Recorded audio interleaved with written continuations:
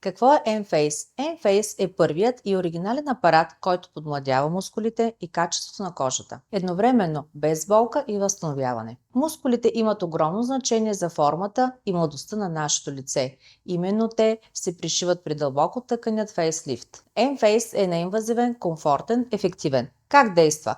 Enphase е първата процедура, която прилага патентована комбинация от синхронизирана монополярна радиочестота и HFS стимулация на мускулите на лицето. Синхронизираната радиочестота загрява дермата, за да стимулира производството на колаген и еластин, докато HFS селективно свива мускулите на лицето с цел контуриране и лифтинг на всички нива. Enphase е революционен апарат за лице, който с гордост предлагаме във Видерм.